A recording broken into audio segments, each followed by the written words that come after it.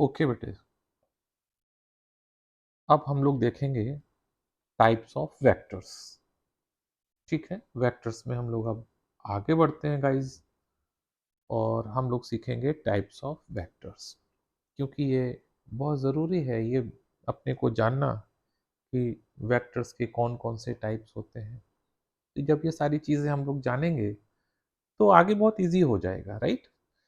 तो types of vectors में जब हम बात करेंगे तो सबसे पहले हम लिखेंगे पैरेलल वेक्टर्स। सबसे पहले हम लोग देखेंगे पैरेलल वेक्टर्स। पैरेलल वेक्टर्स, अब ये पैरेलल वेक्टर्स हैं क्या, तो समझें। पैरेलल वेक्टर्स का मतलब है when two vectors when two vectors when two vectors are placed along the same direction are placed along same direction। जब दो वेक्टर्स एक ही डायरेक्शन में रखे हों तो उनको हम लोग बोल देते हैं पैरेलल वेक्टर्स। जैसे दो वेक्टर्स ले लिए, सपोज ये वेक्टर ए ले लिया, ठीक है, इसको हमने ईस्ट में रख दिया, और सपोज हमने ये वेक्टर बी ले लिया, इसको भी हमने ईस्ट में रख दिया, ठीक है। अब दोनों एक ही डायरेक्शन में है। इंपॉर्टेंट बात यह है कि जब दोनों एक ही डायरेक्शन में रखे होंगे तो दोनों वेक्टर्स के बीच का एंगल कितना हो जाएगा, 0 डिग्री। तो पैरेलल वेक्टर्स का मतलब है जब दो वेक्टर्स के बीच का एंगल कितना हो, 0 डिग्री, तो वो दोनों वेक्टर्स क्या कहलाएंगे, पैरेलल वेक्टर्स। इनको हम अपोजिट भी रख सकते हैं, ऐसा नहीं सोचेंगे कि ईस्ट में ही है। मान लो हमने एक ये वेक्टर ले लिया सी, ये वेस्ट में रख दिया, ठीक है, और दूसरा वेक्टर ले लिया डी, ये भी वेस्ट में रख दिया, ठीक है ना। तो अभी भी इनके बीच का एंगल कितना है, 0 डिग्री। इन्हीं दो वेक्टर्स को कहीं भी रखें, अगर उनके बीच का एंगल 0 डिग्री है, और एंगल जो है डायरेक्शन से कैलकुलेट करेंगे, तो अगर एंगल 0 डिग्री है तो उन दोनों वेक्टर्स को बोलेंगे पैरेलल वेक्टर्स। अब एक बहुत बड़ी इंपॉर्टेंट बात यह है कि पैरेलल वेक्टर्स में, इन पैरेलल वेक्टर्स, जब हम पैरेलल वेक्टर्स की बात करेंगे तो in parallel vectors magnitude of the vectors, उन वेक्टर्स का magnitude, magnitude of vectors may और may not be equal, may और may not be equal। यानी ये जरूरी नहीं है कि दोनों का एंगल, सॉरी, दोनों का मैग्नीट्यूड इक्वल हो, may not be equal। पहले लिख लो फिर समझाता हूँ। यानी जब पैरेलल वेक्टर्स की बात करेंगे तो हो सकता है कि दोनों वेक्टर्स का मैग्नीट्यूड इक्वल भी हो, ठीक है, may be magnitude of vector A is equal to vector B, और ये भी हो सकता है कि दोनों वेक्टर्स का मैग्नीट्यूड इक्वल ना भी हो। यानी पैरेलल वेक्टर्स की जब हम बात करेंगे तो सिर्फ हम डायरेक्शन की बात करते हैं, यानी डायरेक्शन सेम होना चाहिए, मैग्नीट्यूड चाहे इक्वल हो चाहे डिफरेंट हो, उससे कोई फर्क नहीं पड़ेगा। तो इसको बोलते हैं पैरेलल वेक्टर, राइट। अब हम बात करते हैं सेकेंड टाइप के वेक्टर्स की। Now the second type of vector, जो अब हम सेकेंड टाइप का वेक्टर लिखेंगे उसको बोलते हैं इक्वल वेक्टर। इक्वल वेक्टर, ठीक है ना। अब इक्वल वेक्टर्स क्या होते हैं, vectors having vectors having same magnitude and direction, यानी ऐसे वेक्टर्स जिनका मैग्नीट्यूड भी इक्वल हो और उनका डायरेक्शन भी इक्वल हो, ऐसे वेक्टर्स को हम लोग बोलते हैं इक्वल वेक्टर।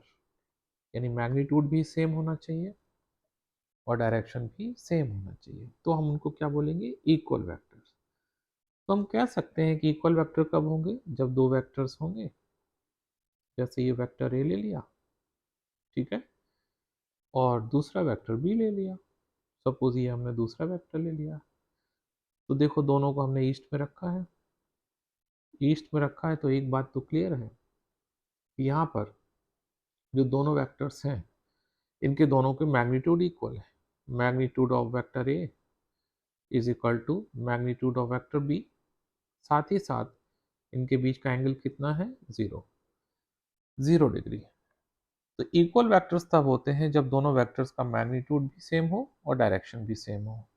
तो यू देखे जाए तो इक्वल वेक्टर भी पैरेलल वेक्टर है, बिकॉज पैरेलल वेक्टर में डायरेक्शन सेम होना चाहिए और यहाँ पे सेम है, तो हम कह सकते हैं all equal vectors are parallel but all parallel vectors are not equal. ठीक है ना, ये बात ध्यान रखेंगे, क्योंकि पैरेलल वेक्टर्स में मैग्नीट्यूड इक्वल हो भी सकता है और नहीं भी हो सकता है, जबकि इक्वल वेक्टर में कंपलसरी है कि मैग्नीट्यूड इक्वल होना चाहिए। तो वी कैन राइट हेयर, हम लोग लिख सकते हैं, क्या लिख सकते हैं, all equal vectors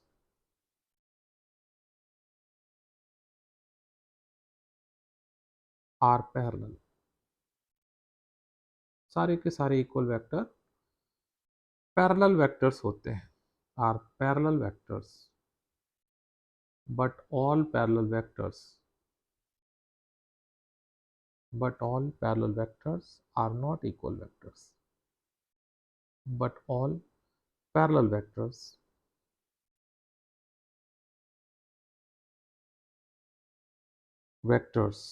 are not equal,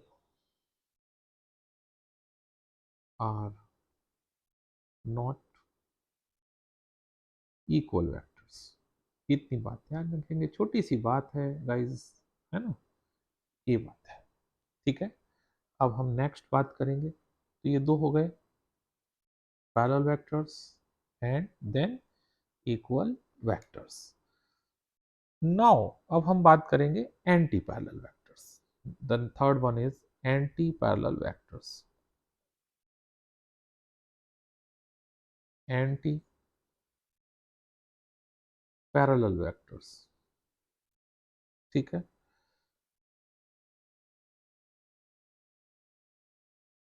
अब एंटी पैरेलल, नाम देखो, नाम के आगे लिखा है एंटी, एंटी का मतलब हो गया विरोधी, अपोजिशन करने वाला। तो एंटी पैरेलल वेक्टर्स क्या हो गए, the vectors the vectors having opposite direction, opposite direction. ऐसे कोई वेक्टर्स जिनका डायरेक्शन कैसा होगा, अपोजिट, तो उनको हम लोग बोल देते हैं anti parallel vector. Opposite direction का मतलब एंगल कितना होना चाहिए एक दूसरे के बीच में, 180 डिग्री। यानी दो वेक्टर्स हैं और अगर दोनों के बीच का एंगल कितना है, 180। इसमें सिर्फ डायरेक्शन लिखा है, तो सपोज ये वेक्टर ए है और ये वाला वेक्टर बी है और इनके बीच में एंगल कितना है, 180 है। देख लो यहाँ पे एंगल कितना हो गया, 180, अपोजिट है ना। तो ऐसे वेक्टर्स को क्या बोलेंगे, इनको बोलेंगे हम लोग एंटी पैरेलल वेक्टर्स। अब एंटी पैरेलल वेक्टर्स में भी इंपॉर्टेंट बात यह है कि इनके बीच का, मतलब इनका जो मैग्नीट्यूड है वो इक्वल हो भी सकता है और मैग्नीट्यूड इक्वल नहीं भी हो सकता है। ठीक है, दोनों बातें हैं में, क्योंकि मैग्नीट्यूड के बारे में कोई इन्होंने डिस्कशन नहीं किया, इन्होंने सिर्फ ये बोला कि their direction must be opposite. तो अगर डायरेक्शन अपोजिट है तो मैग्नीट्यूड वाइज इक्वल हो भी सकते हैं और नहीं भी हो सकते हैं। So all vectors having opposite direction oppositely placed अगर हैं तो उनको बोलेंगे एंटी पैरेलल वेक्टर्स। उस केस में मैग्नीट्यूड इक्वल हो भी सकता है, नहीं भी हो सकता है। So this is anti parallel vector. Now the next one is negative vector. अब बात करेंगे नेगेटिव वेक्टर। नेगेटिव वेक्टर, ठीक है ना। नेगेटिव वेक्टर्स, इनको हम लोग नेगेटिव वेक्टर को अपोजिट वेक्टर्स भी बोल सकते हैं, और अपोजिट वेक्टर्स। अब ये क्या होते हैं समझते हैं। नेगेटिव वेक्टर का मतलब हो गया vectors, vectors having same magnitude, same magnitude, but having opposite direction। ऐसे वेक्टर्स जिनका मैग्नीट्यूड तो सेम हो लेकिन डायरेक्शन कैसा हो, just opposite, but having opposite direction. ऐसे कोई वेक्टर्स जिनका मैग्नीट्यूड सेम हो जाए लेकिन डायरेक्शन कैसा हो, अपोजिट। जैसे यहाँ पे हम दो वेक्टर्स ले रहे हैं, वेक्टर ए और दूसरा वेक्टर है वेक्टर बी, ठीक है। There are two vectors, vector A and vector B, ठीक है। अब यहाँ पर देखो वेक्टर बी का कलर चेंज कर देते हैं जिससे कि अपने को ये दिखे कि ये दूसरा वेक्टर है, ठीक है ना। Suppose we have two vectors, vector A and vector B. Now look here, यहाँ पर हमने क्या किया है कि वेक्टर ए और वेक्टर बी मैग्नीट्यूड तो उनका सेम लिया है, ठीक है, यानी लेंथ उनकी सेम है, लेकिन इनके बीच का एंगल कितना है, अपोजिट, मतलब 180 डिग्री। तो देखो यहाँ पर एंगल अपोजिट है, राइट, यानी डायरेक्शन अपोजिट है। तो ऐसे वेक्टर्स को हम लोग क्या बोलते हैं, नेगेटिव वेक्टर्स। तो यहाँ से एक बात क्लियर है, all the negative vectors are anti parallel. सारे के सारे नेगेटिव वेक्टर एंटी पैरेलल होंगे क्योंकि उनका डायरेक्शन 180 डिग्री है, but all the anti parallel vectors are not negative vectors. Because क्यों ऐसा होगा, क्योंकि एंटी पैरेलल वेक्टर्स में डायरेक्शन तो अपोजिट होता है लेकिन मैग्नीट्यूड इक्वल हो भी सकता है और नहीं भी हो सकता। So this is anti parallel vector और नेगेटिव वेक्टर। नेक्स्ट मैं बात करूंगा नेक्स्ट टाइप ऑफ वेक्टर की। अगर हम बात करें तो को इनिशियल वेक्टर, को इनिशियल वेक्टर। अब बात आती है को इनिशियल वेक्टर कैसे होते हैं। तो को इनिशियल जैसा कि नाम रिफ्लेक्ट कर रहा है वैसे ही हो जाएगा। Vectors, vectors having, vectors having same origin. Origin का मतलब है सभी का स्टार्टिंग पॉइंट सेम हो। ऐसे वेक्टर्स जिनका स्टार्टिंग पॉइंट सेम हो, ऑरिजिन सेम हो, ऐसे वेक्टर्स को बोलते हैं को इनिशियल वेक्टर। जैसे सपोज एक वेक्टर ये ले लिया हमने, दिस इज वेक्टर ए, ठीक है। स्टार्टिंग पॉइंट या ऑरिजिन सेम होने का मतलब है सबकी टेल एक ही जगह रखी हो, है ना। अगर हम कहेंगे कि सभी का स्टार्टिंग पॉइंट सेम होना चाहिए, ऑरिजिन सेम होना चाहिए, तो टेल हमें ऑरिजिन के बारे में बताती है। तो ऐसे समझें कि जितने वेक्टर हैं सब एक ही जगह से निकल रहे हैं, यानी इनकी टेल एक कॉमन पोजीशन पे रखी है। तो ऐसे कोई वेक्टर्स जिनकी टेल एक ही जगह से बाहर आ रही है, मतलब टेल एक ही जगह है, तो उनका ओरिजिन सेम हो जाएगा। ऐसे सभी वेक्टर्स को हम लोग क्या बोल सकते हैं, ऐसे सारे वेक्टर्स को हम लोग बोल सकते हैं को इनिशियल वेक्टर्स। जैसे यहाँ पे हमने vector A B C D ले लिया, ठीक है ना। तो vector A B C D में देखो सभी की टेल एक ही जगह रखी है, यहीं से सारे वेक्टर्स का ओरिजिन स्टार्ट हो रहा है, तो इन सभी को हम लोग क्या बोल देंगे, को इनिशियल वेक्टर्स, राइट। इनमें डायरेक्शन या मैग्नीट्यूड का कोई कंपैरिजन नहीं है, बस स्टार्टिंग पॉइंट उनका सेम होना चाहिए, ठीक है बेटे। अब हम लोग आगे की बात करते हैं बेटे, ठीक है। अब हम बात करते हैं नेक्स्ट बात करेंगे हम लोग collinear vector. The next one is collinear vector. Collinear vector, collinear vectors. अब देखते हैं ये कोलिनियर वेक्टर्स क्या होते हैं। कोलिनियर वेक्टर्स, तो कोलिनियर वेक्टर्स का मतलब है कि ऐसे कोई वेक्टर्स जो सेम लाइन पे रखे हों, ऐसे वेक्टर्स को हम लोग बोलते हैं कोलिनियर वेक्टर्स।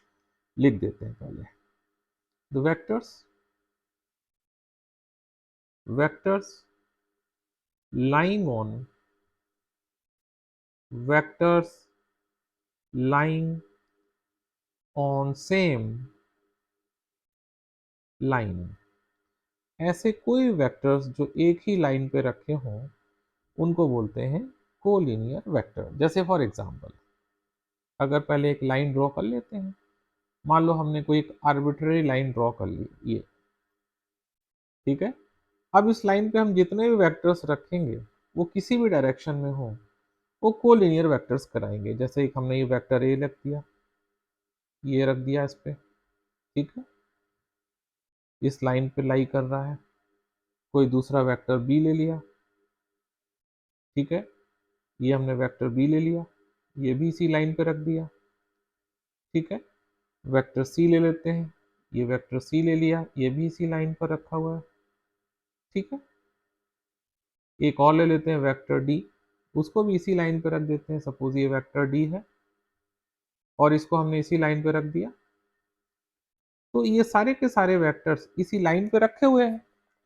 तो जब वेक्टर्स एक ही लाइन पे लाई करते हैं तो ऐसे सभी वेक्टर्स को हम लोग क्या बोल देते हैं, कोलिनियर वेक्टर। इंपॉर्टेंट यहाँ पे ये है कि इनका डायरेक्शन कुछ भी हो, इनका मैग्नीट्यूड कुछ भी हो, लेकिन अगर वो एक ही लाइन पे रखे हैं तो उनको हम बोलते हैं कोलिनियर वेक्टर। तो अगर एक ही लाइन पे रखे हैं तो दो बातें होंगी, या तो उनके बीच का एंगल 0 डिग्री होगा, या फिर क्या होगा, उनके बीच में एंगल 180 डिग्री होगा।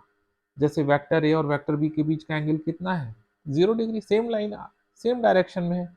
लेकिन वेक्टर ए और वेक्टर डी के बीच का एंगल कितना है, 180 डिग्री। अब चाहे वो vector A B C D कोई हो, वो सारे के सारे कोलिनियर ही कहलाएंगे।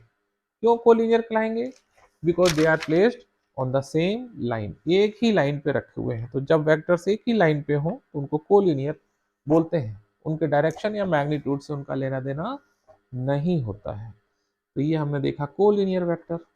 नेक्स्ट हम लोग देखते हैं, अब हम लोग देखेंगे नेक्स्ट वन इज, ये था अपना कोलिनियर वेक्टर। अब नेक्स्ट वन इज, एक मिनट में लिख लूं पहले, यस। अब जो हम बात करेंगे कोप्लेनर वेक्टर। अब हम बात करते हैं coplanar vector.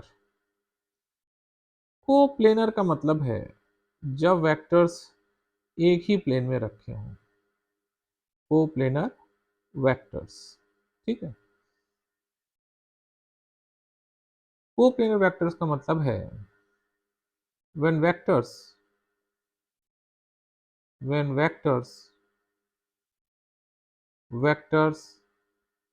are placed in same plane, are placed in same plane। ऐसे कोई वेक्टर जो एक ही प्लेन में रखे हों उनको बोलते हैं कोप्लेनर वेक्टर्स। जैसे फॉर एग्जांपल, अगर हम बोले एक प्लेन ले लेते हैं, यहाँ पे सपोज यहाँ पर हमने एक प्लेन ले लिया एक्स वाई, ठीक है। सपोज हमने यहाँ पे एक्स वाई प्लेन ले लिया, राइट। ये एक्स वाई प्लेन ले लिया ऐसे करके, ये एक्स वाई प्लेन ले लिया, ठीक है। This is X, this is Y. मान लो यहाँ पर हमने एक दूसरा ले लिया, एक्स जेड प्लेन ले लिया, प्लेन तो समझते हैं हम लोग, है ना। ये एक्स ले लिया, इसको जेड बोल दिया। अब जितने वेक्टर्स यहाँ रखे होंगे, जैसे ये वेक्टर रख दिया, वेक्टर ए, ठीक है, ये रख दिया, ये किस प्लेन में रखा है, एक्स वाई प्लेन में। अगर वेक्टर बी रख दिया, ये भी कहाँ रखा है, एक्स वाई प्लेन में। अगर हमने वेक्टर सी रख दिया, ऐसे रख दिया, ये भी कहाँ रखा है, एक्स वाई प्लेन में। तो ये जितने भी एक ही प्लेन में रखे हैं वेक्टर ए बी सी, एक ही प्लेन में रखे हैं, तो ये सारे ए बी सी क्या कहलाएंगे, कोप्लेनर वेक्टर। अब जैसे हमने एक्स जेड प्लेन ले रखा है, यहाँ पे एक्स जेड ले लिया है। अब यहाँ देख लो, सपोज अगर एक वेक्टर हमने ऐसा रख दिया, मान लो ये वेक्टर डी ले लिया, ठीक है, डी है वेक्टर। एक वेक्टर हमने ऐसा रख दिया, ये वेक्टर ई ले लिया, ठीक है, वेक्टर ई। कोई वेक्टर हमने ऐसे रख दिया, देखो एफ रख दिया। तो वेक्टर डी ई और वेक्टर एफ जो है वो किस प्लेन में है, एक्स जेड प्लेन में है। अब देखो ध्यान से, ये वाला जो प्लेन है ये कौन सा प्लेन है, एक्स वाई प्लेन, राइट, ये एक्स वाई प्लेन है। और ये वाला कौन सा प्लेन है, ये एक्स जेड प्लेन है। तो जो वेक्टर्स सेम प्लेन में रहते हैं, ऐसे सभी वेक्टर को हम लोग क्या बोलते हैं, coplanar vector. Such type of vectors are called coplanar vectors. अब इसके आगे बढ़ते हैं हम लोग, ठीक है। अब हम बात करते हैं next, concurrent vectors. Concurrent vectors, ठीक है, concurrent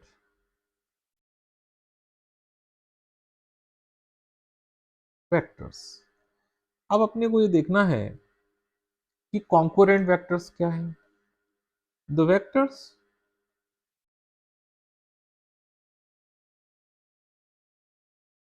the vectors which may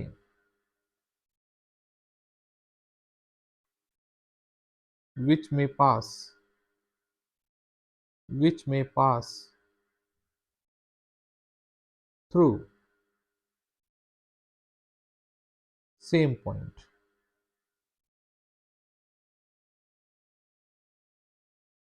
ऐसे वेक्टर्स जो एक ही पॉइंट से पास हो सकते हो उनको क्या बोल सकते हैं, कॉन्करेंट वेक्टर्स। जैसे फॉर एग्जांपल, जैसे हमने अलग अलग वेक्टर्स की लाइन ले ली, हमने एक लाइन ये ले ली, ठीक है, राइट, एक लाइन हमने ऐसी ड्रॉ कर ली, एक मिनट, सपोज दूसरी हमने लाइन ले ली, ये हमने ऐसे ड्रॉ कर दी,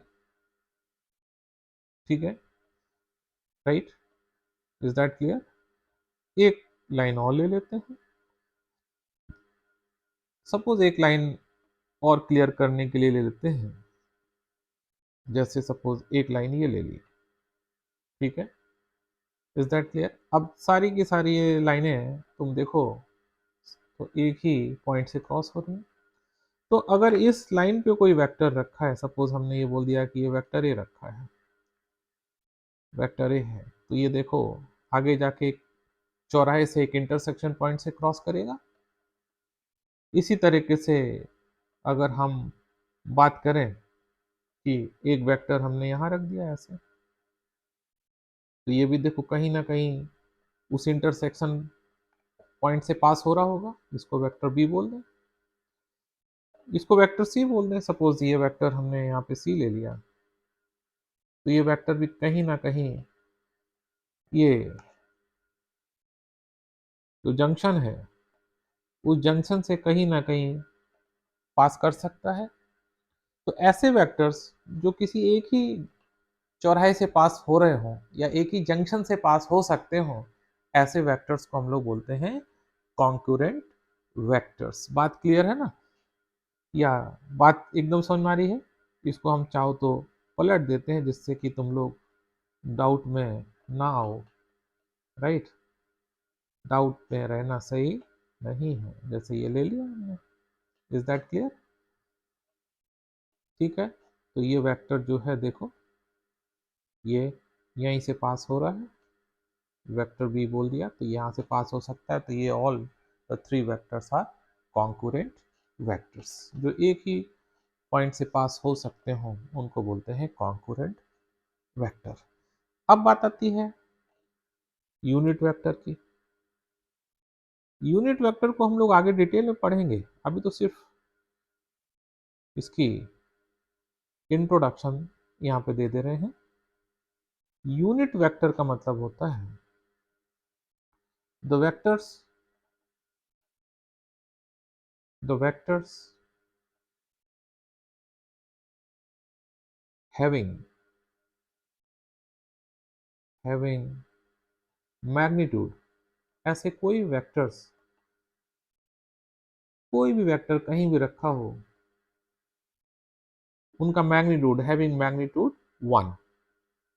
ऐसे कोई वेक्टर जिनका मैग्नीट्यूड 1 हो जाए, ऐसे वेक्टर्स को हम लोग बोलते हैं यूनिट वेक्टर। ठीक है ना? जैसे मान लो हमने कई वेक्टर ले लिए, ये वेक्टर ए ले लिया, मैग्नीट्यूड 1 हो गया, तो वेक्टर ए यूनिट वेक्टर हो जाएगा। ये वेक्टर बी ले लिया, इसका मैग्नीट्यूड 1 हो जाए, तो वेक्टर बी भी 1 यूनिट वेक्टर कहलाएगा। यहाँ वेक्टर सी ले लिया, अगर इसका भी मैग्नीट्यूड 1 है तो वेक्टर सी भी यूनिट वेक्टर कहलाएगा। ये वेक्टर डी ले लिया, अगर इसका भी मैग्नीट्यूड कितना है 1, तो ये क्या कहलाएगा? Unit vector. ठीक है ना? यूनिट वेक्टर कहलाएगा। तो यूनिट वेक्टर का सिर्फ लेना देना क्या है? मैग्नीट्यूड 1 होना चाहिए, वो कहीं भी रखा हो, कैसे भी रखा हो, it doesn't matter, right. Last में एक और एक हाइपोथेटिकल वेक्टर समझ लो एक होता है, जिसको हम लोग बोलते हैं नल वेक्टर। जिसको हम लोग क्या बोल देते हैं? Null vector. ठीक है, नल वेक्टर। नल वेक्टर एक ऐसा वेक्टर होता है जिसका मैग्नीट्यूड 0 हो, हाइपोथेटिकल है। वेक्टर हैविंग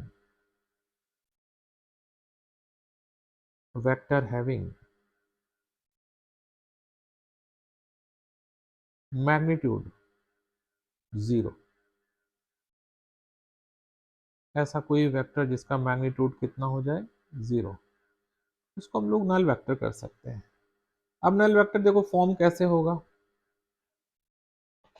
दो वेक्टर्स ले लें, एक प्लस और एक माइनस, यानी एक नेगेटिव वेक्टर। जैसे ये वेक्टर ए ले लिया एग्जांपल, जैसे ये वेक्टर ए है, ठीक है, इसका एक नेगेटिव वेक्टर ले लिया, तो नेगेटिव मतलब डायरेक्शन अपोजिट, मैग्नीट्यूड सेम, तो ये देखो डायरेक्शन अपोजिट तो माइनस साइन लिख दिया।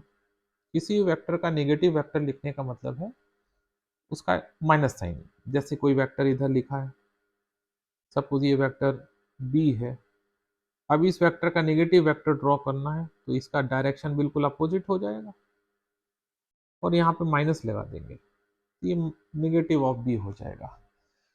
तो आप देखो नल वेक्टर कैसे आता है? नल वेक्टर ऐसे आता है, दो वेक्टर्स ले लिए, एक वेक्टर ए और एक नेगेटिव ऑफ ए, अब इन दोनों को ऐड कर दें तो ए माइनस ए, तो ये क्या आएगा? 0। यहाँ जो 0 आएगा उसको 0 वेक्टर यानी नल वेक्टर कहते हैं। ठीक है ना? तो नल वेक्टर का मतलब है ऐसा कोई वेक्टर जिसको 0 वेक्टर या नल वेक्टर कहते हैं। Any vector having magnitude 0 is called null vector. Hypothetical है, कोई ज़्यादा उसमें चक्कर में मत पड़ना, है ना, कंफ्यूज नहीं होना। ओके गाइज, है ना? तो देखो हम लोगों ने यहाँ पे ये टाइप्स ऑफ वेक्टर्स को कंप्लीट किया है। ठीक है, अब जैसे होते हैं कुछ पोलर वेक्टर होते हैं, कुछ एक्सियल वेक्टर होते हैं, बेस वेक्टर्स कहलाते हैं, कुछ ऐसे भी होते हैं। ये जब हम लोग चैप्टर पढ़ेंगे ना, तो जब वो आएंगे तब मैं बताऊंगा कि ये पोलर है, ये बेस है, ये एक्सियल है, तो उस टाइम पे मैं बताता चलूंगा। ठीक है, तो आज इतना अच्छे से रिवाइज कर लो अभी, उसके बाद फिर मैं आगे बताता हूँ। ठीक है, चलो ओके गाइज, टेक केयर।